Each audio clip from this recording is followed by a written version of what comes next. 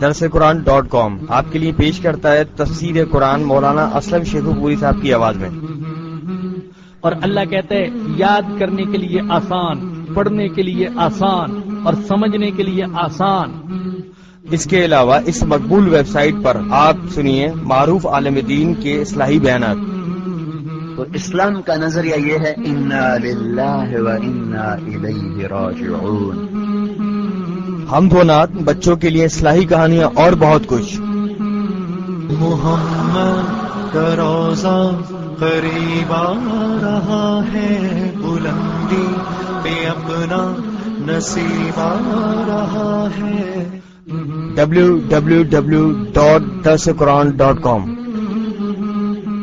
الحمد للہ وحدہ والصلاة والسلام على من لا نبی بعدہ، اما بعد فاعوذ باللہ من الشیطان الرجیم، بسم اللہ الرحمن الرحیم۔ من الذین هادوا يحرفون الكلم عن مواضعه ويقولون سمعنا وعصينا واسمع غير مسمع وراعنا ليا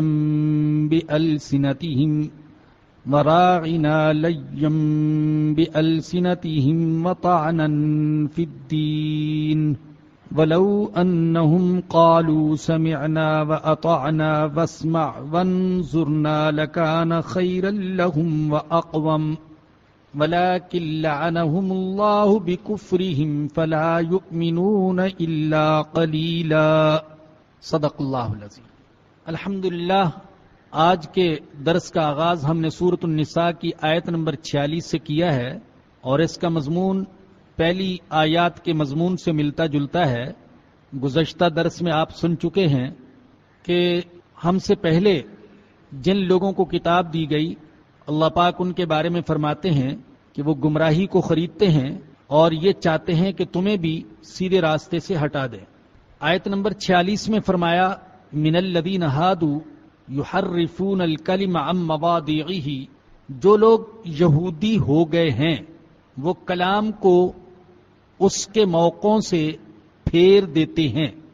ایک ہے جو لوگ یہودی ہیں، اور دوسرا ہے جو لوگ یہودی ہو گئے ہیں۔ دونوں میں فرق ہے۔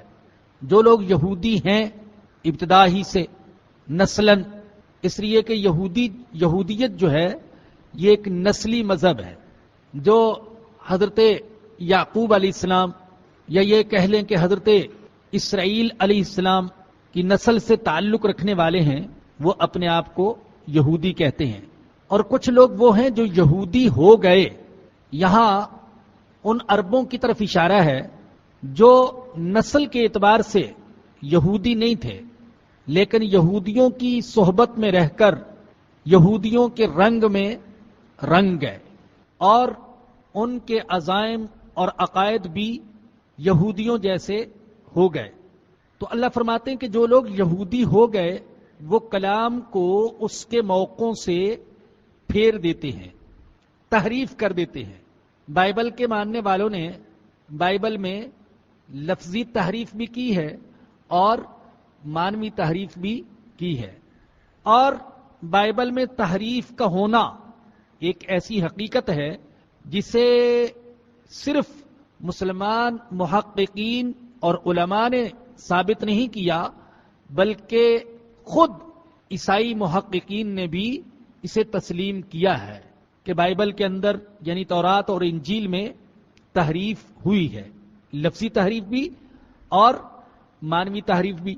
لفظی تحریف تو یہ کہ ایک لفظ کی جگہ دوسرا لفظ، ایک آیت کی جگہ دوسری آیت اس میں شامل کر دینا، ایسی بات جو تورات اور انجیل میں تھی اس کو نکال دینا اور جو نہیں تھی اس کو ڈال دینا، یہ تو لفظی تحریف ہو گئی۔ الحمدللہ اللہ کی آخری کتاب قرآن کریم اس قسم کی تحریف سے مکمل طور پر محفوظ ہے۔ کوئی لفظ، کوئی آیت، کوئی سورت، کوئی جملہ تو کیا بدلا جا سکے گا؟ ہمارے یقین ہے کہ 1450 سال کے عرصے میں اس کی کسی حرکت، کسی شوشے، کسی زبر زیر پیش میں بھی کوئی تبدیلی نہیں کی جا سکی۔ دوسری قسم تحریف کی وہ معنوی تحریف ہے کہ الفاظ کے معانی اپنی خواہشات اور اپنی مرضی کے مطابق بیان کر دینا۔ مثال کے طور پر تورات میں حضرت عیسیٰ علیہ الصلوۃ والسلام کے بارے میں کچھ نشانیاں مذکور تھیں کہ ایک نبی آنے والا ہے اور اس کے اندر یہ علامات اور نشانیاں پائی جاتی ہوں گی، لیکن جب وہ نبی آ گیا تو یہودیوں نے اسے تسلیم کرنے سے انکار کر دیا، کہنے لگے ان نشانیوں کا مصداق عیسیٰ نہیں ہے بلکہ ایک اور نبی ہے جو آئے گا، اور آج تک یہودی اس نبی کا انتظار کر رہے ہیں جس پر وہ نشانیاں صادق آئیں جو تورات میں انہوں نے پڑھی ہیں۔ گویا کہ ان کے خیال میں ابھی تک وہ نبی نہیں آیا جس پر تورات میں ذکر کی گئی نشانیاں صادق آئیں گی۔ یہ معنی میں تحریف کر دی۔ اسی طریقے سے ہمارے آقا حضرت محمد الرسول اللہ صلی اللہ علیہ وسلم کے بارے میں بائبل میں کثرت سے بشارتیں مذکور ہیں، لیکن یہ انہیں تسلیم کرنے کے لیے تیار نہیں ہوتے۔ بشارتیں تو بہت ساری ہیں، کئی کتابیں اس پر آ چکی ہیں۔ سب سے مشہور کتاب مولانا رحمت اللہ کرانوی رحمت اللہ علیہ کی اظہار الحق ہے، جسے پھر حضرت مولانا محمد تقی عثمانی زید مجدہم نے مزید تفصیل، تشریح اور حاشیے کے ساتھ بائبل سے قرآن تک کے نام سے 3 جلدوں میں مرتب کیا ہے۔ تو ان کے اندر بشارتیں تو بہت ساری ذکر کی گئی ہیں، میں صرف ایک بشارت آپ کو سناتا ہوں۔ بائبل کتاب استثناء باب نمبر 33 میں ہے، خداوند سینا سے آیا اور شعیر سے ان پر آشکارا ہوا، وہ کوہ فاران سے جلوہ گر ہوا اور ہزاروں قدوسیوں میں سے آیا، اس کے دانے ہاتھ پر ان کے لیے آتشی شریعت تھی۔ دیکھیں 3 دفعہ خدا کے آنے کا ذکر ہے، پہلی دفعہ سینا سے اور دوسری دفعہ شعیر سے اور تیسری دفعہ کوہ فاران سے، اس حالت میں کہ اس کے ساتھ ہزاروں قدوسی ہوں گے، بلکہ بعض اردو تراجم جو ہیں بائبل کے ان میں ہے کہ اس کے ساتھ 10,000 قدوسی ہوں گے۔ اب سینا سے آنے کا مطلب کیا ہے؟ سیدنا موسیٰ علیہ الصلوۃ والسلام کو تورات کا عطا کیا جانا، اور شعیر سے اللہ کے آنے کا مطلب کیا ہے؟ حضرت عیسیٰ علیہ الصلوۃ والسلام کو انجیل کا عطا کیا جانا، اور فاران سے ظاہر ہونے کا مطلب کیا ہے؟ حضرت محمد الرسول اللہ صلی اللہ علیہ وسلم کو قرآن کا عطا کیا جانا۔ فاران سے مراد وہ پہاڑ ہے جو مکہ میں ہے۔ یہ ایک ایسی بات ہے کہ خود بائبل سے ثابت ہے کہ فاران سے مراد مکہ کے ایک پہاڑ کا نام ہے۔ فاران مکہ کے ایک پہاڑ کا نام ہے اور اس سے مراد وہی ہے۔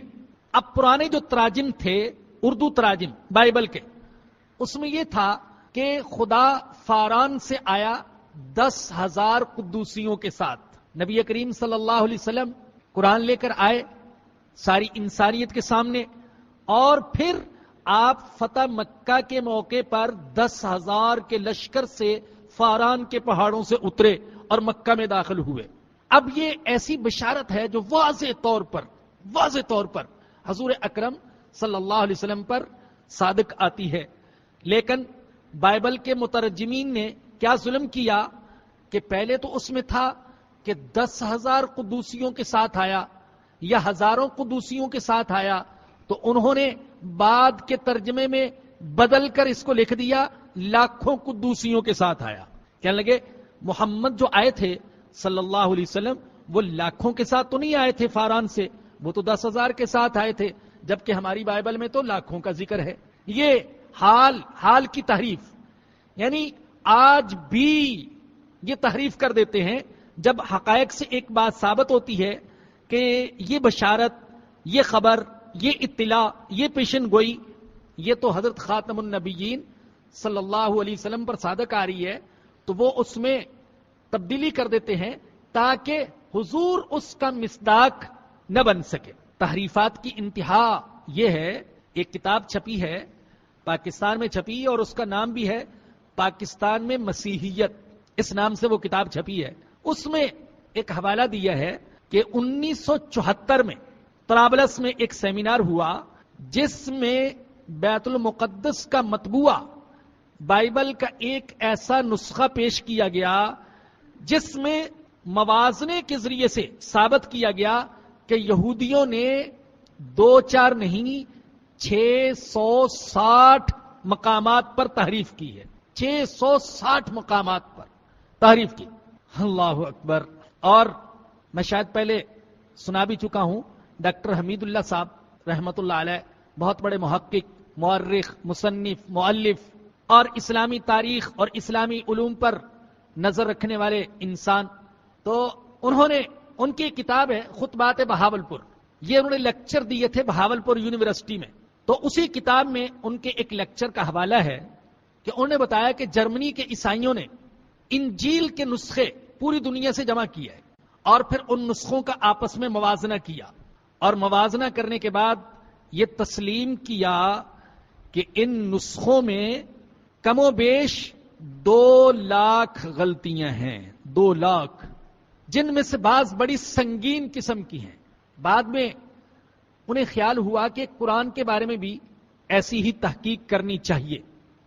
چنانچہ انہوں نے پوری دنیا سے مختلف صدیوں، مختلف ملکوں اور مختلف شہروں سے قرآن کریم کے 40,000 سے زیادہ نسخے جمع کیے، اور ان کی 3 نسلوں نے ان 40,000 سے زائد نسخوں کا آپس میں موازنہ کیا کہ کہیں کوئی صورت، کوئی آیت، کوئی جملہ، کوئی لفظ ایک دوسرے سے ٹکراتا تو نہیں ہے.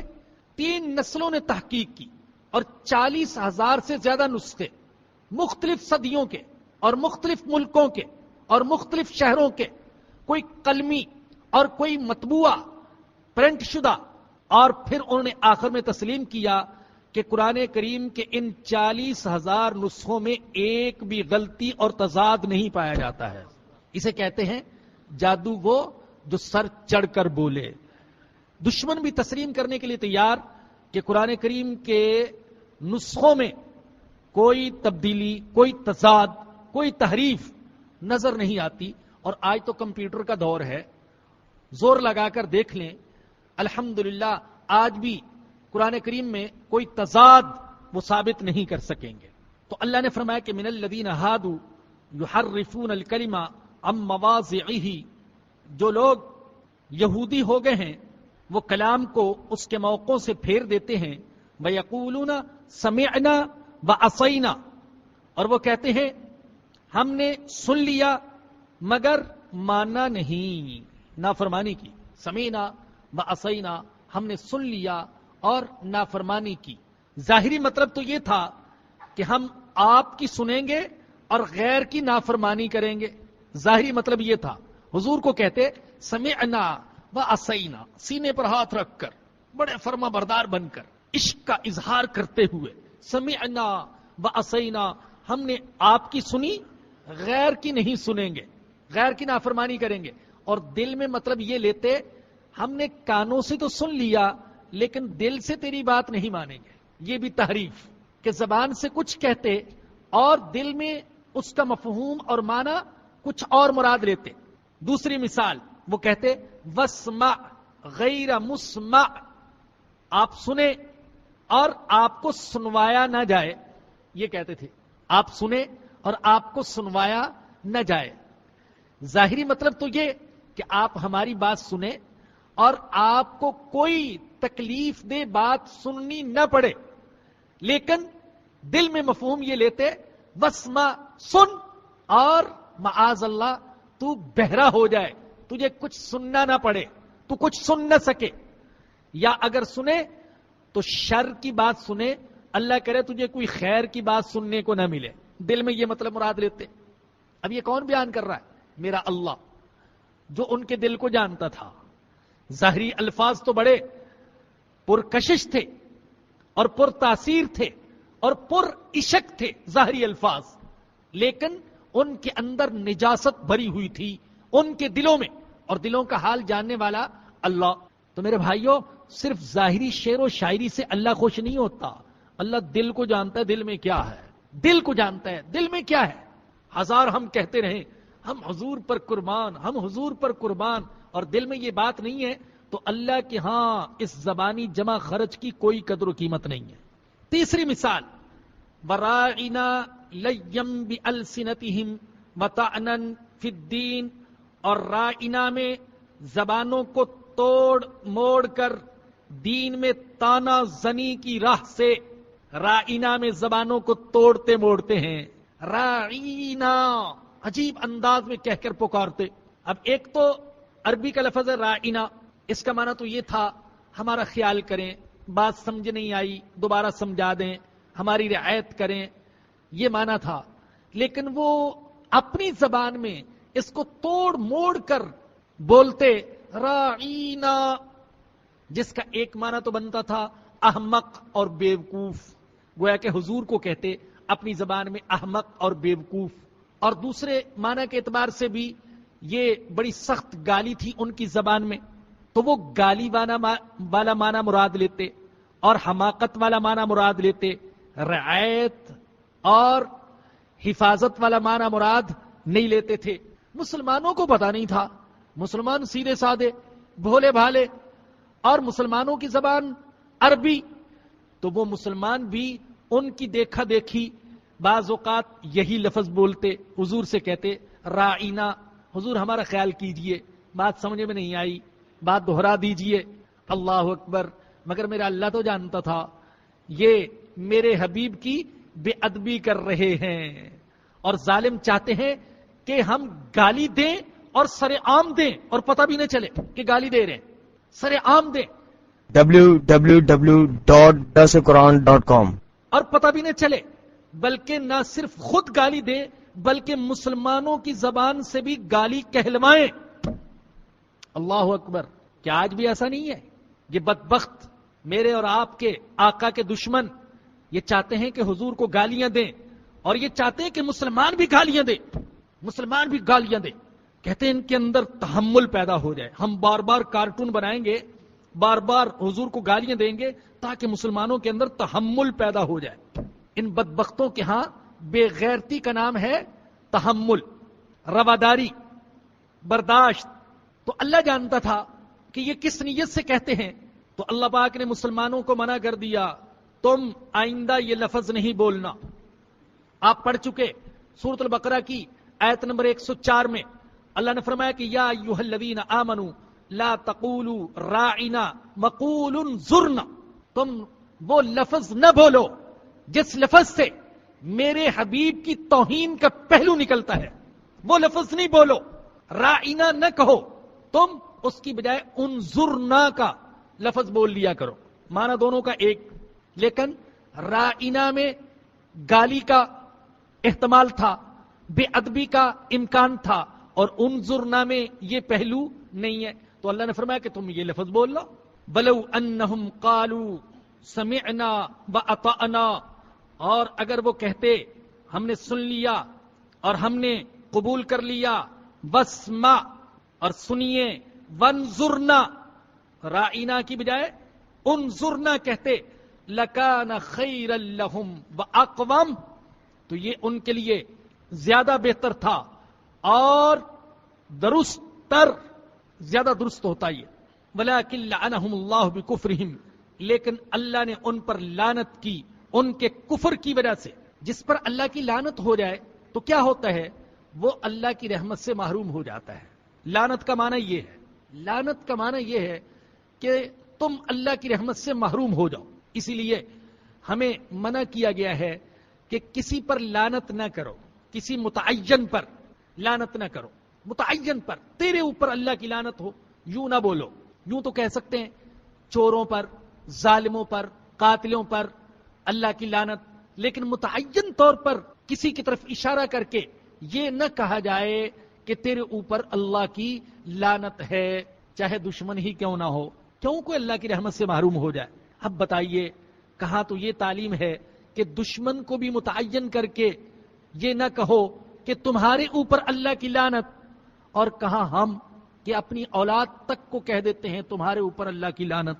اپنے عزیزوں کو کہہ دیتے ہیں، ذرا ذرا سے اختلاف کی بنا پر کہہ دیتے ہیں. بالخصوص جیسا کہ حدیث سے ثابت ہے، ہماری بہنیں اور بیٹیاں بہت زیادہ لعنت کرتی ہیں، اور ہمارے آقا نے فرمایا کہ عورتوں کے دوزخ میں جانے کی ایک وجہ یہ بھی ہوگی کہ یہ لعنت بہت کرتی ہیں، بد دعا بہت دیتی ہیں، تیرا ستیہ ناس ہو جائے، تو تباہ ہو جائے، تیرے ٹکڑے ہو جائیں، تیرے پر اللہ کی لعنت ہو جائے، اس طرح بولتی ہیں. تو ہماری ماؤں بہنوں بیٹیوں کو چاہیے کہ اپنی زبان کے استعمال میں اور بد دعا دینے میں احتیاط سے کام لیں. وَلَٰكِن لَعَنَهُمُ اللَّهُ بِكُفْرِهِمْ، لیکن ان پر اللہ نے لعنت کر دی ان کے کفر کی وجہ سے. فَلَا يُؤْمِنُونَ إِلَّا قَلِيلًا، پس وہ ایمان نہیں لاتے مگر تھوڑے. یا ایھا الذین اوتوا الکتاب آمنوا بما نزلنا مصدقا لما معکم، اے وہ لوگو جن کو کتاب دی گئی ہے، ایمان لے آؤ اس کتاب پر جو ہم نے نازل کی ہے، اور یہ کتاب تصدیق کرتی ہے ان کتابوں کی جو تمہارے پاس ہیں. قرآن پہلی کتابوں کی تصدیق کرتا ہے، اس میں کوئی شک نہیں. یہ بات اللہ پاک نے قرآن کریم میں بار بار بیان کی ہے. وَأَنزَلْنَا إِلَيْكَ الْكِتَابَ بِالْحَقِّ مُصَدِّقًا لِمَا بَيْنَ يَدَيْهِ مِنَ الْكِتَابِ وَمُهَيْمِنًا عَلَيْهِ، قرآن پہلی کتابوں کا مصدق بھی ہے اور پہلی کتابوں پر مہیمن بھی ہے. مصدق، قرآن پہلی کتابوں کی تصدیق کرتا ہے. قرآن بتاتا ہے تورات اللہ کی کتاب ہے، قرآن بتاتا ہے انجیل اللہ کی کتاب ہے، قرآن بتاتا ہے زبور اللہ کی کتاب ہے، اور قرآن بتاتا ہے کہ حضرت ابراہیم، حضرت اسماعیل، حضرت موسیٰ، حضرت عیسیٰ، حضرت یحییٰ، حضرت یونس، حضرت داؤد، یہ سارے کے سارے اللہ کے نبی تھے، ان پر صحیفے نازل ہوئے. قرآن بتاتا ہے، بلکہ ہمیں قرآن نہ بتاتا تو ہمیں پتہ ہی نہیں چلتا. اور پہلی کتابوں میں جو بنیادی مضامین ہیں قرآن ان کی بھی تصدیق کرتا ہے، اور بنیادی مضامین یہ ساری آسمانی کتابوں میں مشترک ہیں، ان میں کوئی اختلاف نہیں. بنیادی مضامین، توحید کا مضمون ساری کتابوں میں، نبوت کا مضمون ساری کتابوں میں، آخرت کا مضمون ساری کتابوں میں، اللہ کی عبادت کا مضمون ساری کتابوں میں، نماز کا مضمون، زکوٰۃ کا مضمون ساری کتابوں میں، مخلوق خدا کی بہتری کے بارے میں سوچنا یہ مضمون ساری کتابوں میں، اخلاق حسنہ کی تعریف یہ مضمون ساری کتابوں میں، اور برے اخلاق کی مذمت یہ مضمون ساری کتابوں میں ہے. تو جو بنیادی مضامین ہیں ان میں ساری کتابیں متفق ہیں. آپ قرآن آج کل سن بھی رہے ہیں، تراویح کے اندر بہت سے ساتھی خلاصہ بھی سن رہے ہوں گے، ترجمہ بھی سن رہے ہوں گے، پڑھ بھی رہے ہوں گے، اور یہاں پر بھی آپ تشریف لاتے رہتے ہیں. یہ بات آپ کے سامنے بیان کی جا چکی ہے. نماز اور زکوٰۃ وغیرہ یہ ایسے اعمال ہیں ہر شریعت میں تھے، ہر نبی کی تعلیم میں تھے. تو قرآن پہلی کتابوں کی تصدیق کرتا ہے. تو اللہ فرماتے ہیں کہ اے وہ لوگوں جن کو کتاب دی گئی تم ایمان لے آؤ اس پر جو ہم نے نازل کیا. مصدقا لما معکم، یہ کتاب کوئی الگ کتاب نہیں، تمہارے پاس جو کچھ ہے اس کے موافق ہے، اس کی تصدیق کرتے. حیرت کی بات نہیں کہ مسلمان یہ تسلیم کرتے ہیں کہ سینہ پر حضرت موسیٰ علیہ السلام کو تورات ملی اور شعیر سے حضرت عیسیٰ علیہ السلام انجیل لے کر نازل ہوئے، لیکن یہود و نصارہ تسلیم نہیں کرتے کہ فاران میں اور غار حرا میں محمد الرسول اللہ صلی اللہ علیہ وسلم کو قرآن ملا. وہ نہیں مانتے، ہم مانتے ہیں. اور عجیب بات ہے، ہمیں کہتے ہیں تنگ دل، تنگ نظر، تنگ ظرف. بتائیے، جو سارے نبیوں کو مانتے ہیں اور سب کی تعریف کرتے ہیں اور ساری کتابوں کی تصدیق کرتے ہیں، وہ تنگ نظر ہیں یا وہ جو اپنی کتاب کے علاوہ ہر کتاب کا انکار کرتے ہیں اور اپنے نبی کے علاوہ سارے نبیوں کو گالیاں دیتے ہیں، وہ تنگ نظر ہیں؟ الحمدللہ اللہ پاک نے ہمیں وسعت نظر سے نوازا ہے، اور یہ وسعت نظر ہمیں اور یہ وسعت قلب ہمیں قرآن سے ملی ہے، ہمیں محمد الرسول اللہ صلی اللہ علیہ وسلم کے قدموں کی خاک سے ملی ہے، آپ کی تعلیمات سے ملی ہے. اگر ہم قرآن کے ماننے والے نہ ہوتے اور حضور کے ماننے والے نہ ہوتے تو ہم بھی تنگ نظر ہوتے، تنگ دل ہوتے. دوسرے نبیوں پر کیچڑ اچھالتے، لیکن ہم ایسا نہیں کرتے. ہمارے منہ سے تو کبھی کسی نبی کا نام نکل جائے اور ہم علیہ السلام نہ کہیں تو ڈر جاتے ہیں کہ نبی کا نام لیا، علیہ السلام کیوں نہ کہا. اہتمام کرتے ہیں کہ جس نبی کا بھی نام لیں ہم علیہ السلام علیہ السلام علیہ السلام کہیں. لیکن دنیا کا کوئی دوسرا مذہب نہیں ہے، تحقیق کر کے دیکھ لیجئے، جو ہمارے نبی کا نام اس طرح ادب اور احترام سے لیتا ہو. کوئی مذہب ایسا نہیں. بہت سے لوگ جو یورپ والوں کی وسعت قلبی سے، فراخ دلی سے، وسعت نظر سے، رواداری سے اور ان کے تحمل سے بڑے متاثر ہوتے ہیں، تحمل کی جھوٹی داستانوں سے بڑے متاثر ہوتے ہیں، وہ کبھی ان کو قریب سے دیکھیں کہ وہ اسلام، پیغمبر اسلام، کتاب اسلام، امت اسلام سے کس قدر دلوں میں نفرت رکھتے ہیں. اگر ان کے بس میں ہو تو وہ ان سب کا نام و نشان دنیا سے مٹا دیں، مگر مٹا نہیں سکتے، اس لیے کہ یہ وہ چراغ ہے جسے جلائے رکھنے کی ضمانت اللہ نے لی ہے اور اللہ جلائے رکھے گا. والذی ارسل رسولہ بالہدی ودین الحق لیظہرہ علی الدین کلہ یا ایھا الذین اوتوا الکتاب آمنوا بما نزلنا مصدقا لما معکم. اے وہ لوگوں جن کو کتاب دی گئی، ایمان لے آؤ اس پر جو ہم نے یہ کتاب نازل کی ہے، تصدیق کرتی ہے ان کتابوں کی جو تمہارے پاس ہیں. من قبل ان نطمس وجوہا، قبل اس کے کہ ہم چہروں کو مٹا ڈالیں، فنردھا علی ادبارہا، اور چہروں کو ان کے پیچھے کی جانب الٹا دیں. اللہ کا یہ عذاب آ سکتا ہے اس کے لیے جو اللہ کی کتاب کو ٹھکرائے اور اللہ کی کتاب پر ایمان نہ لائے. کیا کہ اللہ پاک اس کے چہرے کو مٹا ڈالے اور چہرے کو پیچھے کی جانب الٹا دے. اللہ یہ کر سکتا ہے. دو مطلب ہے اس کے. ایک مطلب چہرے کو مٹا ڈالنے کا یہ ہے کہ چہرہ بالکل سپاٹ اور صاف ہو جائے، نہ اس میں ناک، نہ اس میں آنکھیں، نہ ہونٹ، نہ دوسرے نشانات، بالکل سیدھا. اور اللہ عبرت کے لیے بعض اوقات ایسا کر بھی دیتا ہے.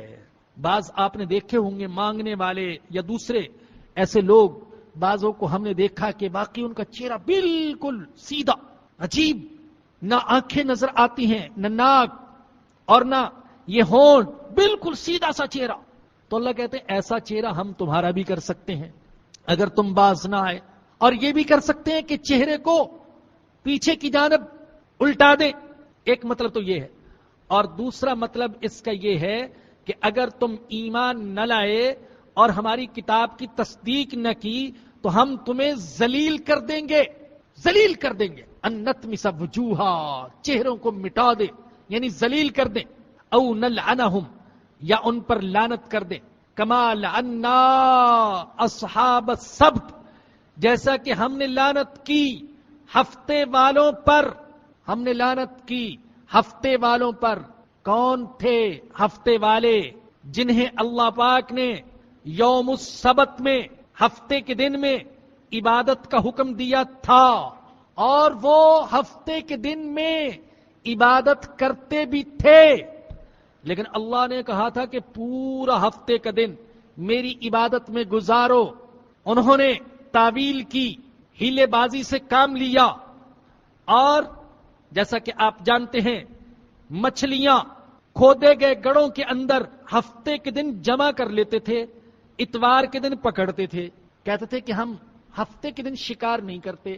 اللہ پاک نے شکار کرنے سے منع کیا، لیکن اللہ نے تو کہا تھا کہ پورا ہفتے کا دن صبح سے شام تک میری عبادت کرنا ہے اور کچھ نہیں کرنا. تو انہوں نے تعویل کی کہ ہم ہفتے کے دن شکار تو نہیں کریں گے، لیکن گڑھوں کے اندر مچھلیاں ڈال لیں گے، شکار کریں گے اتوار کے دن. یہ تعویل کی بھائیوں. عبادت کرتے تھے، لیکن ان کے امتحان کے لیے یہ ہوا کہ ہفتے کے دن مچھلیاں بہت زیادہ آتی تھیں، تو للچاتے اب کیا کریں، کیا کریں، عبادت کریں یا کہ شکار کریں. شیطان نے تیسرا طریقہ ان کو سجھا دیا، عبادت بھی کر لو اور یہ جمع بھی کر لو. یہ ان کا امتحان تھا، اس میں ناکام ہو گئے. یہ مچھلیاں تو ان کا ذریعہ معاش تھیں، ان کے گزران کا ذریعہ تھیں. اور میرے بھائیوں، میری بہنوں، یہ کرکٹ کے مقابلے یہ ہمارا ذریعہ معاش تو نہیں ہے، یہ ہماری گزران تو نہیں ہے، ان سے ہمارا پیٹ تو نہیں پلتا ہے، ان سے ہمارے گھر تو نہیں بنتے. لیکن کیا آج ہمارا بھی امتحان نہیں ہو رہا؟ کرکٹ کے مقابلے ہوئے، میں نے دیکھا کہ نمازی کم مسجد کے اندر، نمازی کم. پتہ چلا کہ مقابلہ ہو رہا ہے عین تراویح کے وقت اور نمازی غائب.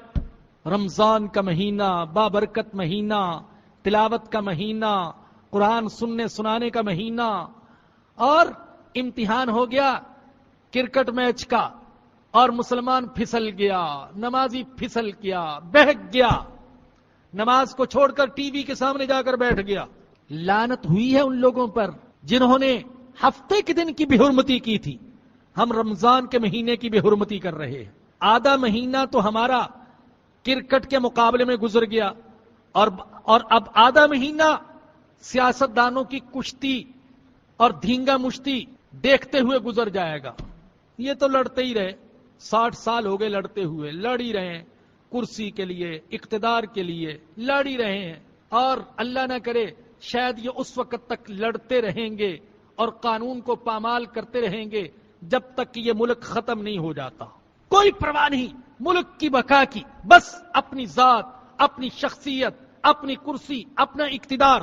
تو اب باقی 15 دن ہمارے اس میں گزر جائیں گے، رات کو خبرنامہ اور صبح اخبار، اور باقی وقت میں تبصرے، فضول قسم کے تبصرے. جہاں بیٹھے تبصرے کر رہے ہیں، حالانکہ ہمارے تبصروں سے کچھ بھی نہیں ہوتا، ان کی صحت پر کوئی اثر نہیں پڑتا. تو اللہ فرماتے او نلعنہم کما لعنا اصحاب السبت، یا ہم ان کے چہروں کو پیچھے کی جانب الٹا دیں یا ان پر لعنت کر دیں جیسا کہ ہم نے لعنت کی ہفتے والوں پر. وکان امر اللہ مفعولا، اور اللہ کا حکم پورا ہو کر رہتا ہے. اللہ جو فیصلہ کر دے وہ ہو کر رہتا ہے. ان اللہ لا یغفر ان یشرک بہ ویغفر ما دون ذلک لمن یشاء. آیت نمبر 48 ہے یہ سورہ نساء کی. دوسری جگہ بھی یہ مضمون آیا ہے، توجہ سے سنیے گا. حضرت علی رضی اللہ تعالیٰ عنہ کا قول ہے، فرماتے ما فی القرآن آیت احب الی من هذه الآیہ، پورے قرآن میں مجھے سب سے زیادہ محبوب یہ آیت ہے. یہ حضرت علی کا فرمان ہے، پورے قرآن میں مجھے سب سے زیادہ یہ آیت کریمہ زیادہ محبوب ہے. اپنے اپنے ذوق کی بات. ویسے صحابہ کرام کا ذوق تو ایسا تھا کہ ہو سکتا ہے کہ وہ ہر آیت کے بارے میں یہی کہیں، مجھے پورے قرآن میں یہ آیت بڑی محبوب ہے. اللہ اکبر. حضرت عبداللہ بن مسعود رضی اللہ تعالیٰ عنہ اپنے شاگردوں کو قرآن پڑھا تو جو آیت آتی کہتے واللہ لہی خیر مما طلعت علیہ الشمس. اللہ کی قسم جن چیزوں پر سورج طلوع ہوتا ہے، جن چیزوں پر سورج طلوع ہوتا ہے، اللہ کی قسم ان سب سے زیادہ بہتر ہے یہ آیت. شاگرد بڑے متوجہ کر سنتے کون سی بات ہے اس آیت کریمہ میں. حضرت ابن مسعود وہ آیت کریمہ پڑھاتے، اگلی آیت کے بارے میں پھر فرماتے واللہ لہی خیر مما طلعت علیہ الشمس. ارے غور سے سنو، اللہ کی قسم یہ آیت جو ہے یہ ساری کائنات سے بہتر ہے، زمین سے بہتر، آسمان سے بہتر، سورج سے بہتر، چاند سے بہتر، دولت سے بہتر، تخت و تاج سے بہتر، یہ ہر چیز سے بہتر ہے. تو ان کی نظر میں تو سارا قرآن ہی بہتر تھا، سارا قرآن ہی محبوب تھا. اور ہماری نظر میں کلو وشربو کی آیت سب سے زیادہ محبوب ہے. کلو وشربو، کھاؤ پیو، بس جنتی عمل، اس کو کہتے ہیں جنتی عمل. ہم کھانے میں لگے ہوں تو پوچھتے کیا کر رہے ہیں، تو ہم کہتے ہیں جنتی عمل میں لگے ہوئے ہیں. جنتی عمل اس لیے کہ جنتی نہ نماز پڑھیں گے، نہ روزے رکھیں گے، نہ حج کریں گے، وہ تو کھائیں گے اور پیئیں گے. تو جنتی عمل. تو کلو وشربو یہ آیت کریمہ سارے قرآن میں ہمیں سب سے زیادہ محبوب ہے. مذاق سے کہہ رہا ہوں بھائی، سنجیدگی سے نہیں. ہو سکتا ہے ہم میں سے ایسے بھی ہوں جو کہتے ہوں اللہ تو یہی آیت نازل کر دیتا تو کافی تھی، کافی تھی یہی آیت کریمہ. کلو وشربو، کھاؤ اور پیو. اللہ اکبر. تو حضرت علی نے فرمایا یہ آیت کریمہ مجھے پورے قرآن میں سب سے زیادہ محبوب ہے. کیوں؟ اس لیے کہ اس آیت کریمہ میں اللہ کی مغفرت کا ذکر ہے، اللہ کی بخشش کا ذکر ہے۔ کیا فرمایا اللہ نے؟ ان اللہ لا یغفر ان یشرک بہ، ان اللہ لا یغفر ان یشرک بہ، بے شک اللہ نہیں بخشے گا کہ اس کے ساتھ شرک کیا جائے۔ اللہ کے ساتھ شرک کیا جائے، اللہ اس جرم کو تو کبھی معاف نہیں کرے گا۔ شرک ناقابل معافی جرم ہے، ناقابل معافی جرم، شرک جلی ہو، شرک خفی ہو، شرک فی الذات ہو، شرک فی الصفات ہو۔ اللہ اپنی ذات میں بھی یکتا، اللہ اپنی صفات میں بھی یکتا، صرف اللہ دیتا ہے اور کوئی نہیں دے سکتا۔ عزت صرف اللہ کے ہاتھ میں اور کسی کے ہاتھ میں نہیں، شفا صرف اللہ کے ہاتھ میں اور کسی کے ہاتھ میں نہیں، اولاد صرف اللہ دے سکتا ہے، کوئی اور نہیں دے سکتا، رزق دینے والا صرف اللہ ہے اور کوئی نہیں، زندگی اور موت کا نظام صرف اللہ کے ہاتھ میں ہے، کسی اور کے ہاتھ میں نہیں، نہ نبی کے ہاتھ میں، نہ فرشتے کے ہاتھ میں، نہ ولی کے ہاتھ میں، نہ قطب کے ہاتھ میں، نہ ابدال کے ہاتھ میں، نہ پیر کے ہاتھ میں، نہ سید کے ہاتھ میں، نہ شیخ کے ہاتھ میں، کسی کے ہاتھ میں نہیں ہے بھائیو۔ توحید میں کامل رہیے، توحید میں کامل رہیے، شرک سے نفرت کیجیے، ایسے نفرت جیسے ہمیں آگ میں کوئی پھینکے تو آگ میں پھینکنے سے ہمیں نفرت ہوگی اور بھاگیں گے، بچنا چاہیں گے، اسی طریقے سے شرک سے بچنے کی کوشش کریں، شرک مت کریں، اللہ کے بندوں سے محبت تو کریں لیکن اللہ کے بندوں کی عبادت نہ کریں، عبادت صرف اللہ کے لیے ہے اور کسی کے لیے نہیں، رکوع صرف اللہ کے لیے، سجدہ صرف اللہ کے لیے، نظر نیاز صرف اللہ کے لیے، صدقہ خیرات صرف اللہ کے لیے، قولی بدنی مالی عبادت صرف اللہ کے لیے اور کسی کے لیے نہیں ہے۔ 11ویں شریف بھی صرف اللہ کے لیے اور 12ویں شریف بھی صرف اللہ کے لیے، ہر صدقہ خیرات اللہ کے لیے ہے۔ یہ مانگنے والوں نے ہماری زبانوں پر بھی چڑھا دیا، نظر اللہ نیاز حسین، نظر اللہ کے لیے نیاز حسین کے لیے، کیسے ظالم ہے، مانگنے والے بھی شرک پھیلاتے پھرتے ہیں، شرک۔ ان اللہ لا یغفر ان یشرک بہ، بے شک اللہ نہیں بخشے گا کہ اس کے ساتھ شرک کیا جائے، ویغفر ما دون ذلک لمن یشاء، اور اس کے علاوہ جسے چاہے گا معاف کر دے گا، اس کے علاوہ جسے چاہے گا معاف کر دے گا۔ اس وجہ سے حضرت علی کہہ رہے ہیں کہ مجھے یہ آیت کریمہ سب سے زیادہ محبوب ہے۔ اللہ کہہ رہا ہے جسے چاہوں گا معاف کر دوں گا، جسے چاہوں گا، اللہ کی مشیت پر منحصر ہے مغفرت، معافی۔ دیکھیے اسلامی تاریخ میں 2 بڑے فرقے گزرے ہیں، اب تو تقریباً نہ ہونے کے برابر ہیں، لیکن ایک زمانے میں ان کا بڑا چرچا تھا، خوارج اور معتزلہ۔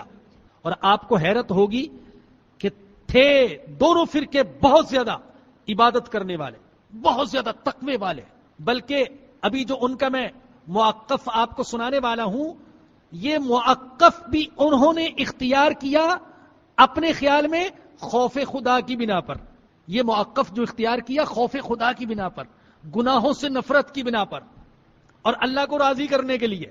تو یہ بھی جان لیں، رک کر یہ جان لیں، شیطان بعض اوقات یوں بھی گمراہ کرتا ہے، خوف خدا کے پردے میں گمراہ کرتا ہے، ہاں دینداری کے پردے میں بھی گمراہ کرتا ہے شیطان، مختلف طریقے ہیں گمراہ کرنے کے۔ تو خوارج کا موقف یہ تھا کہ ہر گناہ شرک ہے، ہر گناہ، کوئی بھی گناہ ہو، وہ کہتے تھے کہ ہر گناہ شرک ہے اور ہر گناہ کی سزا ابدی عذاب ہے اور کسی گناہ کو بھی اللہ معاف نہیں کرے گا، یہ ان کا قول۔ اور معتزلہ کہتے تھے کہ ہر گناہ شرک تو نہیں ہے لیکن کوئی گناہ توبہ کے بغیر معاف نہیں ہو سکتا، توبہ کریں گے تو معاف ہوگا، توبہ کے بغیر کوئی گناہ معاف نہیں ہو سکتا۔ اب دیکھا آپ نے، یہ دونوں قول بظاہر خوف خدا پر مبنی ہے، یعنی گناہ کو بہت بڑی چیز سمجھتے تھے، وہ گناہ سے بہت زیادہ ڈرتے تھے، بچتے تھے، اس لیے کہ ان کے خیال میں گناہ جو بھی ہے وہ ناقابل معافی ہے۔ لیکن مسلمان کہتے ہیں، اہل سنت والجماعت کہتے ہیں کہ نہیں، توبہ سے تو شرک بھی معاف ہو سکتا ہے، کفر بھی معاف ہو سکتا ہے، ہر گناہ معاف ہو سکتا ہے. توبہ کے علاوہ اللہ کی مشیت سے بھی گناہ معاف ہو سکتے ہیں. اللہ چاہے تو کسی کو معاف کر دے. اللہ کی مشیت پر ہم قدغن پابندی نہیں لگا سکتے کہ اللہ فلاں کو معاف نہیں کر سکتا اور فلاں کو معاف نہیں کر سکتا. اسی لیے تو ہمیں حکم ہے میرے بھائیوں، میری بہنوں، کسی گناہگار کو نفرت کی نظر سے نہ دیکھو. گناہ سے تو نفرت کرو لیکن گناہگار کو نفرت کی نظر سے نہ دیکھو.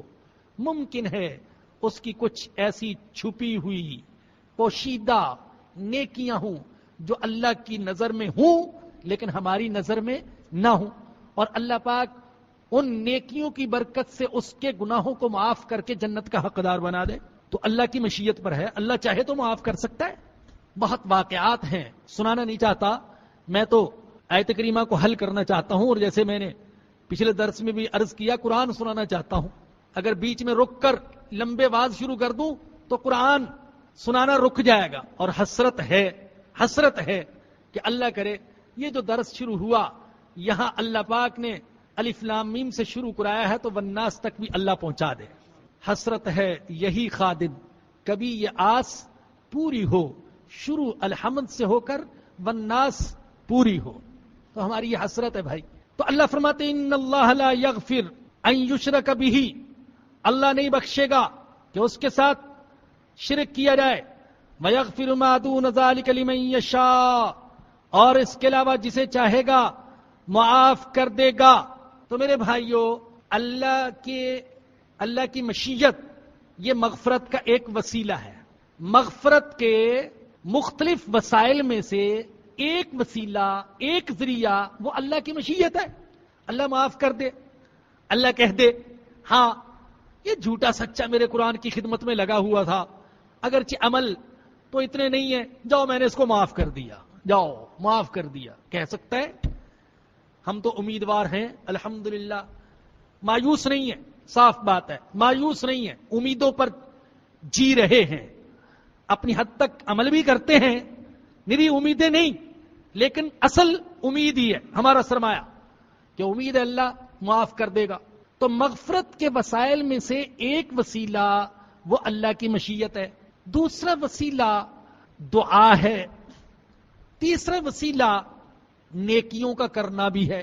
یاد رکھیں نیکیوں کے کرنے سے بھی گناہ معاف ہوتے ہیں. اللہ کہتے ہیں ان الحسنات یذہبن السیئات، نیکیاں برائیوں کو ختم کر دیتی ہیں. کئی برائیاں نیکی کی برکت سے معاف ہو جاتی ہیں.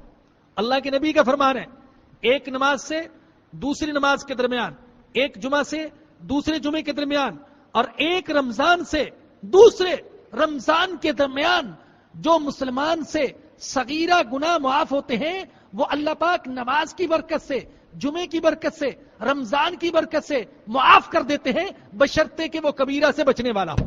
تو نیکیاں یہ گناہوں کو مٹانے اور معاف کروانے کا تیسرا وسیلہ ہے. اور بھائی چوتھا وسیلہ اور سب سے اہم وسیلہ، سب سے مؤثر وسیلہ گناہوں کی معافی کا وہ توبہ ہے. سچے دل سے توبہ. اللہ کو توبہ بہت پسند ہے اور اللہ توبہ کرنے والوں کو بہت پسند کرتا ہے. اللہ کہتا ہے سورہ بقرہ میں ان اللہ یحب التوابین ویحب المتطہرین. اللہ کے محبوب بن جاتے ہیں کون سے گناہگار؟ جو توبہ کرتے ہیں اللہ کے محبوب بن جاتے ہیں. توبہ کرنے والے اللہ کے محبوب بن جاتے ہیں. اور محبوب بن جاتے کون؟ متطہرین، پاک صاف رہنے والے. توبہ کرنے والے بھی اور پاک صاف رہنے والے بھی. میں سوچ رہا تھا کہ اللہ نے دونوں کو اکٹھے ذکر کیا، توابین اور متطہرین. توبہ کرنے والے اور پاک صاف رہنے والے یہ اللہ کے محبوب بن جاتے ہیں، اس لیے کہ توبہ بھی پاکی اور صفائی کا ذریعہ ہے. کپڑوں پر گندگی لگ جائے صاف پانی سے دھل جاتی ہے، اور دل پر گندگی لگ جائے آنکھوں سے بہنے والے توبہ کے آنسوؤں سے دھل جاتی ہے. دل صاف ہو جاتا ہے، صاف شفاف، چمک اٹھتا ہے. ایسا چمک اٹھتا ہے کہ وہ دل اللہ کا محبوب دل بن جاتا ہے. توبہ کرنے والا دل، رونے والا دل، اور اللہ نے سورہ نور میں فرمایا وَتُوبُوا إِلَى اللَّهِ جَمِيعًا أَيُّهَا الْمُؤْمِنُونَ لَعَلَّكُمْ تُفْلِحُونَ، اور اے ایمان والو تم سارے کے سارے توبہ کرو. ارے سارے کے سارے، خطاب کافروں سے نہیں ہے، مشرکوں سے نہیں ہے، مومنوں سے. وَتُوبُوا إِلَى اللَّهِ جَمِيعًا أَيُّهَا الْمُؤْمِنُونَ، اے مومنوں تم سارے کے سارے توبہ کرو تاکہ تم کامیاب ہو جاؤ. کامیابی ملے گی کس سے؟ توبہ کرنے سے. ہائے اللہ میری بات دلوں میں اتار دے، اور اللہ میری بات دور دور تک پہنچا دے. رب کعبہ کی قسم اس وقت ساری امت کو توبہ کرنے کی ضرورت ہے. ساری امت کو ضرورت ہے اس بات کی کہ ڈاکٹر توبہ کریں، سائنسدان توبہ کریں، تاجر توبہ کریں، ملازمت پیشہ توبہ کریں. میں کہتا ہوں علماء توبہ کریں، حکمران توبہ کریں، لیڈر توبہ کریں. ہر طبقے کے لیے ضروری ہے توبہ کرنا، انفرادی سطح پر بھی اور اجتماعی سطح پر بھی، ملکی سطح پر بھی اور بین الاقوامی سطح پر بھی. اور صاف کہتا ہوں، بار بار قسم کیا اٹھاؤں، رب کعبہ کی قسم، مسلمان امت کی ذلت عزت میں نہیں بدل سکتی اور زوال کمال میں نہیں بدل سکتا جب تک کہ یہ پوری امت توبہ نہیں کرے گی. توبہ کے بغیر ذلت عزت میں نہیں بدلے گی. بھول جائیے، ہم اسی طریقے سے پٹتے رہیں گے، مار کھاتے رہیں گے جب تک کہ توبہ نہیں کریں گے. اور اللہ فرماتے ہیں سورہ تحریم میں یا ایھا الذین آمنوا توبوا الی اللہ توبۃ نصوحا، اے ایمان والو خالص توبہ کرو، خالص توبہ، توبۃ نصوحا، خالص توبہ. ہماری توبہ کہاں خالص ہوتی ہے؟ کسی اللہ والے نے کہا ہے استغفارنا یحتاج الی الاستغفار ایضا، ہمارا جو استغفار ہے اس پر بھی استغفار کی ضرورت ہے. کہ ہم نے کیسا مکاری والا استغفار کیا ہے، مکاری والی توبہ کی ہے، چکر بازی والی توبہ کی ہے. توبہ توبہ توبہ توبہ توبہ توبہ توبہ توبہ توبہ استغفار استغفار، لیکن ساتھ گناہ بھی ہو رہا ہے، رشوت بھی لے رہا ہے اور ساتھ استغفر اللہ استغفر اللہ استغفر اللہ، اللہ اکبر. عجیب، یہ جو توبہ ہے اس پر تو خود توبہ کی ضرورت ہے. ہم نے تو توبہ کو مذاق بنا دیا، مذاق. اللہ کہہ رہے خالص توبہ کرو. ہائے اللہ، ہر کوئی توبہ کرے، ہر کوئی توبہ کرے. 15 سال کی عمر سے 16 سال کی عمر سے 40 سال کی عمر تک، جب سے بالغ ہوا آج تک 40 50 60 سال کی عمر تک اللہ کے حکم توڑتا رہا، گناہ کرتا رہا، بدکاری کرتا رہا، ظلم کرتا رہا، لوٹ کھسوٹ کرتا رہا. اللہ کہہ رہے توبہ کر لے، اب تو توبہ کر لے، توبہ کا مہینہ ہے، اب تو توبہ کر لے. اور میرے اور آپ کے آقا حضرت محمد الرسول اللہ صلی اللہ علیہ وسلم نے فرمایا یا ایھا الناس توبوا الی اللہ واستغفروہ فانی اتوب فی الیوم 100 مرہ. غور کیجئے یہ کس کا قول ہے؟ نبیوں کا سردار، معصوموں کا سردار، ولیوں کا سردار، صلحاء کا سردار، مجاہدین کا سردار، ان کا قول ہے. وہ کیا کہتے ہیں؟ اے لوگو اللہ کی طرف توبہ کرو اور استغفار کرو. فرمایا کہ میں ایک دن میں 100 بار توبہ کرتا ہوں. فرمایا میں توبہ کرتا ہوں ایک دن میں 100 بار. نبیوں کا سردار، معصوموں کا، پاکوں کا سردار، وہ تو توبہ کرے دن میں 100 بار، اور ہم جو سر کے بالوں سے لے کر پیروں کے ناخن تک گناہوں میں ڈوبے ہوئے، نظریں گندی گندی گندی، کان گندے، زبانیں گندی، دماغ گندے، دل گندے، جسم پورا گناہوں کی گندگی سے آلودہ. www.darsulquran.com. اور ہمیں 60 سال میں ایک بار بھی توبہ کی توفیق نصیب نہیں ہوتی، توبہ ہی نہیں کرتے. اللہ کے نبی فرما رہے ہیں میں توبہ کرتا ہوں، تم بھی توبہ کرو. اور یہاں یہ بھی بتا دوں میرے بھائیوں، میری بہنوں، توبہ کی قبولیت کی شرطوں میں سے ایک شرط یہ ہے کہ انسان گناہوں سے رک جائے. دوسری شرط یہ ہے کہ گناہ پر نادم اور شرمندہ ہو، اور تیسری شرط یہ ہے کہ آئندہ نہ کرنے کا عزم کرے. یہ نہیں کہہ رہا کہ آئندہ نہ کرے، ہو جائے تو ہو جائے، لیکن عزم تو کرے. عزم کرے آئندہ نہیں کروں گا، ہو گیا پھر توبہ کر لے، لیکن عزم کرے نہیں کروں گا. یا رب آئندہ نماز نہیں چھوڑوں گا، اللہ آج تک میں نے زکوٰۃ نہیں دی، گزشتہ بھی دیتا ہوں آئندہ بھی زکوٰۃ دیا کروں گا. اللہ میں نے بدکاریاں بھی کی ہیں، آئندہ نہیں کروں گا. شراب بھی پی ہے، آئندہ نہیں پیوں گا. اعلی منافقت کرتا رہا، آئندہ نہیں کروں گا. جھوٹ بولتا رہا، آئندہ نہیں کروں گا. غیبت کرتا رہا، آئندہ نہیں کروں گا. ظلم کرتا رہا، آئندہ نہیں کروں گا. عزم کرے، عزم. یہ تیسری شرط ہے. اور چوتھی شرط کیا ہے کہ گناہ سے اپنے آپ کو بری بھی کروائے اور اس کی تلافی بھی کرے. اگر کسی کا حق دبایا تھا اس کا حق اس کو واپس کرے. صرف عمرہ کرنے سے، حج کرنے سے اور چلہ لگانے سے اور اعتکاف بیٹھنے سے اور توبہ کرنے سے حقوق العباد معاف نہیں ہوں گے. یہ سن لیجئے، لوگ ظلم کرتے ہیں، ظلم، کروڑوں کی لاکھوں کی زمینوں پر قبضہ جما لیتے ہیں، دوسرے کا حق کھا جاتے ہیں اور جاتے ہیں عمرہ کر کے آ جاتے ہیں، سمجھتے میں پاک ہو گیا ہوں، جیسے اس دن تھا جیسے ماں کے پیٹ سے پیدا ہوا. نہیں، ناپاک ہو تم، ناپاک ہو. اللہ کہتے ہیں، اللہ کے رسول کہتے ہیں تم نے حقوق العباد پر ڈاکہ ڈالا ہے. ایک نہیں، لاکھ عمرے کر لو، لاکھ چلے لگا لو، نہیں معاف ہوں گے. حقوق العباد ادا کرنے پڑیں گے، معافی مانگنی پڑے گی. بھائی میں نے زیادتی کی تھی، معاف کر دے، معاف کر دے. ہاں، معاف کروانے کی کوئی صورت نہ ہو تو پھر اس کے لیے معافی مانگے، اس کے لیے استغفار کرے، ایصال ثواب کرے. جس کا حق دبایا تھا، جس پر زیادتی کی تھی، تب معاف ہوگا. یہ برات اور تلافی کی شرط کو لوگوں نے بھلا ہی دیا. توبہ کا مطلب سمجھے کہ بس بیٹھ گیا، یا اللہ معاف کر دے، میں نے فلاں کا پلاٹ کھایا تھا معاف کر دے، اور فلاں کا حق دبایا تھا معاف کر دے. نہیں، اللہ کہتے پہلے اس سے معاف کرواؤ جس کا حق کھایا تھا. ہائے اللہ. تو میرے بھائیوں، توبہ کا مہینہ ہے. میں آپ سے خدا کی قسم دست بستہ گزارش کرتا ہوں، خدا را سچے دل سے توبہ کر لیجئے. اب تو توبہ کر لیجئے. آپ کی خدمت میں حاضری کا مقصد اللہ جانتا ہے، وہ مالک جانتا ہے جو دلوں کا مالک ہے. نہ کسی صلے کی تمنا ہے اور نہ ستائش کی آرزو ہے.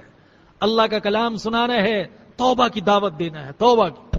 الحمدللہ میں ان لوگوں میں سے ہوں جنہیں کسی گناہگار سے کوئی نفرت نہیں ہے اور جو اکثر گناہگاروں کو اپنے سے بہتر سمجھتے ہیں. سچ کہتا ہوں، دل چاہتا ہے کہ توبہ کر لی جائے. اب تو توبہ کر لی جائے. ہائے اللہ. اللہ فرماتے ہیں ان اللہ لا یغفر ان یشرک بہ، بے شک اللہ نہیں بخشے گا کہ اس کے ساتھ شرک کیا جائے. ویغفر ما دون ذلک لمن یشاء، اور اس کے علاوہ جسے چاہے گا معاف کر دے گا. ومن یشرک باللہ فقد افترى اسما عظیما، اور جس نے اللہ کے ساتھ شرک کیا اس نے بہت بڑا گناہ سمیٹا ہے. اللہ پاک ہمیں ہر قسم کے شرک سے بچنے کی توفیق عطا فرمائے. وآخر دعوانا الحمدللہ رب العالمین. یہ آخر میں چند ضروری اعلان ہے. بھائی ایک اہم اعلان تو یہ ہے، اعتکاف کے لیے ساتھی فارم پوچھ رہے تھے، فارم میں نے یہاں پر لا کر دے دیے تھے، غالباً مسجد کے خادم صاحب کے پاس یا مؤذن صاحب کے پاس ہیں. وہ فارم حاصل کیجئے. اور میری آرزو ہے بالخصوص میرے نوجوان بیٹے بھائی وہ 10 دن ہمارے ساتھ گزاریں وہاں جامع مسجد توابین میں. یہ نہیں ہے کہ صرف جوانوں ہی کے لیے ہے، سب کے لیے ہے، لیکن جوانی میں توبہ کرنے کا مزہ کچھ اور ہے. تو دل چاہتا ہے کہ آپ حضرات ہمارے ساتھ یہ 10 دن گزاریں. جن کو فارم مل گیا بہت اچھا، جن کو فارم نہیں مل سکا وہ بغیر فارم کے بھی 20ویں روزے کو جس دن اعتکاف بیٹھنا ہوگا عصر کی نماز وہاں ادا کر لیں تاکہ ہمیں پتہ چل جائے کہ کتنے ساتھی اعتکاف بیٹھ رہے ہیں. پہلے اطلاع کر دیں تو زیادہ بہتر ہے. اگلا درس جو ہوگا وہ انشاءاللہ جامع مسجد توابین میں ہوگا، اس لیے کہ میرا خود بھی اعتکاف کا ارادہ ہے. اور آپ سے گزارش ہے کہ بھی آپ درس میں شرکت کے لیے ضرور تشریف لائیے گا. ہمارے بھائی بھی آئیں اور ہماری بہنیں بھی آئیں. ضرور ضرور درس میں شرکت کریں. میں آپ کی دعوت پر کئی سالوں سے آ رہا ہوں. آپ میری دعوت پر کبھی کبھی آ جایا کریں, کبھی کبھی. تو میری دعوت کو قبول فرما لیجیے, وہاں پر ضرور آئیں. اور جو اعتکاف بیٹھنے والے ساتھی ہیں وہ نہیں آ سکیں گے, وہ دعاؤں میں ضرور یاد رکھیں. الحمدللہ میں بھی آپ کو دعاؤں میں نہیں بھولتا ہوں. آپ مجھے اور میرے بچوں کو دعاؤں میں نہ بھولیے گا, بلکہ درس کے سارے ساتھیوں کو, مردوں اور عورتوں میں سے کسی کو بھی آپ دعاؤں میں نہ بھولا کریں. ایک دوسرے کے لیے دعا کرتے رہا کریں. تو اگلے درس کے لیے آپ حضرات وہاں تشریف لائیں گے انشاءاللہ. امید ہے کہ یہاں سے ٹھیک 12:45 بجے 2 بسیں چلیں گی, ایک مردوں کے لیے ایک خواتین کے لیے. جو خود پہنچ سکتے ہیں پہنچیں, اور باقی کے لیے یہاں سے 12:45 بجے 2 بسیں روانہ ہوں گی. تو آپ وقت کی پابندی کرتے ہوئے یہاں تشریف لے آئیں. تیسرا اعلان یہ ہے کہ جو مسجد یا میری نگرانی میں چلنے والے مدارس کے سلسلے میں تعاون کرنے والے ہیں وہ باہر ساتھی بیٹھے ہیں, اسٹال لگا کر, ٹیبل لگا کر, بینر اور رسید ان کے پاس ہے, وہاں جمع کرا دیں. ایک اور اعلان یہ ہے, ہاں ایک درخواست تھی کہ بہت سے ساتھی انٹرنیٹ پر درس قرآن سنتے ہیں. میں بار بار ان کو یاد دہانی کرانا چاہتا ہوں کہ وہ جب بھی درس سنیں قرآن سامنے رکھ کر سنا کریں. اس سے زیادہ فائدہ ہوگا انشاءاللہ. جو کیسٹ سے, سی ڈی سے یا انٹرنیٹ سے درس قرآن سنتے ہیں وہ قرآن اپنے سامنے ضرور رکھیں. ہمارے آسم بھائی کی خوش دامن وہ بیمار ہیں, اور شفیق بھائی کے والدین دونوں ہی بیمار ہیں. میری والدہ بھی علیل ہیں. سارے ساتھیوں سے درخواست ہے وہ دعا کریں. یہ ہمارے بھائیوں کی طرف سے اعلان. رمضان کے آخری پروگرام سے فائدہ اٹھائیں. کیسٹ اور سی ڈی رعایتی داموں میں حاصل کیجئے. یہ تو میں بتا چکا ہوں کہ کیسٹ اور سی ڈی عید کارڈ کی جگہ آپ اس کو استعمال کریں, زیادہ سے زیادہ پھیلائیں. اور آپ یہ بھی جانتے ہیں کہ یہ 5ویں پارے میں بڑے اہم مضامین بیان ہوئے ہیں, بہت ہی اہم مضامین. تو اسی لیے ہمارے ساتھیوں نے یہ کیا ہے کہ 4 پروگرام کی کیسٹ لینے والے کو 5ویں کیسٹ مفت دینے کا فیصلہ کیا ہے. تو اس سے بھی فائدہ اٹھائیں. اور آج کے معاشرے پر فکر انگیز بیانات پر مبنی انتہائی اہم سی ڈی وہ ایک خریدیں اور دوسری مفت دی جائے گی. زیادہ سے زیادہ خرید کر اس کو لوگوں میں تقسیم کریں. سورہ رحمان کے ساتھ حج کی سی ڈی یہ فری دی جا رہی ہے. ان ساری چیزوں سے 12 اسٹال سے فائدہ اٹھائیے. ہمارے کچھ بھائی ہر سال کچھ کتابیں انتہائی رعایت کے ساتھ وہ دیتے ہیں واجبی قیمت پر. وہ یہ کتاب لائے ہیں, یہ تیرے پر اسرار بندے مولانا محمد رفیع عثمانی صاحب زید مجدہم کی, اور اس سے بھی زیادہ مفید کتاب وہ ڈاکٹر عبدالحی صاحب رحمۃ اللہ علیہ کی اسوہ رسول. یہ کتابیں انتہائی واجبی قیمت پر باہر دستیاب ہیں. اور بڑوں کے لیے میری کتاب عشاق قرآن اور بچوں کے لیے تفہیمات, دونوں کتابیں قرآن کے لیے ہیں. یہ بھی اسی طریقے سے انتہائی رعایتی قیمت پر باہر دستیاب ہیں. ضرور اس سے فائدہ اٹھائیے. درود شریف پڑھ لیں. اللہم صلی علی محمد وعلی آل محمد کما صلیت علی ابراہیم وعلی آل ابراہیم. اللہم بارک علی محمد وعلی آل محمد کما بارکت علی ابراہیم وعلی آل ابراہیم. الحمد للہ رب العالمین والصلاة والسلام علی سید الانبیاء والمرسلین. الحمد للہ الذی ہدانا لہذا وما كنا لنہتدی لولا ان ہدانا اللہ. الحمد للہ حمدا کثیرا طیبا مبارکا فیہ. ربنا ظلمنا انفسنا وان لم تغفر لنا وترحمنا لنكونن من الخاسرین. یا رحمان یا رحیم یا غفار یا غفور یا تواب یا ذا الجلال والاکرام. ہم اپنے صغیرہ کبیرہ خفیہ اعلانیہ سارے گناہوں سے اے اللہ سچے دل سے توبہ کرتے ہیں. یا اللہ تو ہماری توبہ قبول فرما لے. یا اللہ ہم اپنے گناہوں پر نادم اور شرمندہ ہے, آئندہ نہ کرنے کا عزم کرتے ہیں. یا اللہ ہمیں اپنی توبہ پر قائم رہنے کی توفیق عطا فرما دے. یا اللہ ہم توبہ کرتے ہیں کفر سے, شرک سے, منافقت سے, زنا سے, تہمت لگانے سے, غیبت کرنے سے, بے پردگی سے. یا اللہ شراب نوشی سے, ظلم و ستم سے, جھوٹ سے, خیانت سے. یا اللہ ہر گناہ سے توبہ کرتے ہیں. اللہ ہماری توبہ قبول فرما لے. اللہ تیرے سوا کوئی معاف نہیں کر سکتا، یا اللہ تو معاف فرما دے، یا رب تو نے معاف نہ کیا تو ہم تباہ ہو جائیں گے، یا رب تو ہمیں معاف فرما دے، اپنی توبہ پر قائم رہنے کی توفیق عطا فرما دے، یا اللہ برکت والا مہینہ ہے، مغفرت والا عشرہ ہے، یا اللہ آپ معاف کرنے والے ہیں، بابرکت مجلس ہے، یا اللہ تیرا گھر ہے، بابرکت لمحات اور اوقات ہیں، یا اللہ آپ کرم فرما دیجئے، ہمیں معاف فرما دیجئے، یا اللہ آج کے درس کے تمام سامعین اور تمام سامعات کی توبہ قبول فرما لیجئے، یا اللہ ہم کمزور ہیں، یا اللہ نفس کے شر سے، شیطان کے شر سے ہماری حفاظت فرمائیے، اپنے فضل و کرم سے حفاظت فرمائیے، یا اللہ گناہوں کی گندگی سے پاک فرما دیجئے، ہماری نظروں کو، کانوں کو، زبانوں کو، دلوں کو، دماغوں کو، ہاتھوں کو، پیروں کو، پورے جسم کو، جسم کے خون کو اے اللہ گناہوں کی گندگی سے پاک فرما دیجئے، اللہ ہمارے دل میں اپنی محبت ڈال دیجئے، اللہ اپنی محبت ڈال دیجئے، یا اللہ آپ کی دی ہوئی زندگی کو آپ کی رضا میں بسر کرنے کی توفیق عطا فرما دیجئے، یا اللہ ہم سے راضی ہو جائیے، ناراض نہ ہو جائیے گا، یا اللہ اپنے غضب سے، اپنے عذاب سے ہماری حفاظت فرمائیے، اپنے فضل و کرم سے حفاظت فرمائیے، ایمان کی نعمت، قرآن کی نعمت، غلامی رسول کی نعمت کی قدر کرنے کی توفیق عطا فرما دیجئے، اپنے فضل و کرم سے توفیق عطا فرما دیجئے۔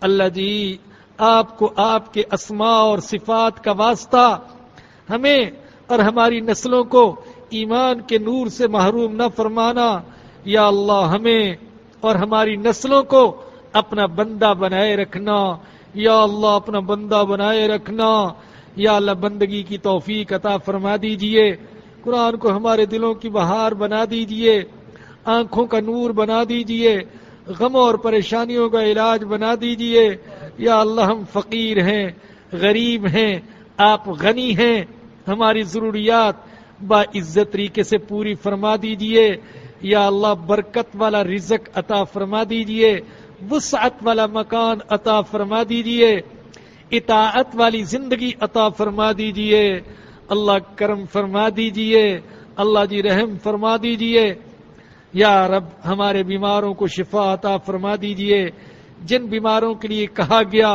یا جن کے لیے نہیں کہا گیا، جو ہم سے کہہ بھی نہیں سکتے، جیلوں میں ہسپتالوں میں بیمار پڑے ہوئے ہیں، اے اللہ ان سب کو شفا عطا فرما دیجئے، پوری امت کو ہدایت دے دیجئے، یا رب ہدایت دے دیجئے، امت کے زوال کو کمال میں بدل دیجئے، ذلت کو عزت میں بدل دیجئے، امت مسلمہ کو اچھی قیادت نصیب فرما دیجئے، یا رب العالمین، یا ارحم الراحمین، ہمارے مرحومین کی مغفرت فرما دیجئے، ان کے گناہوں کو معاف فرما دیجئے، نیکیوں کو قبول فرما لیجئے۔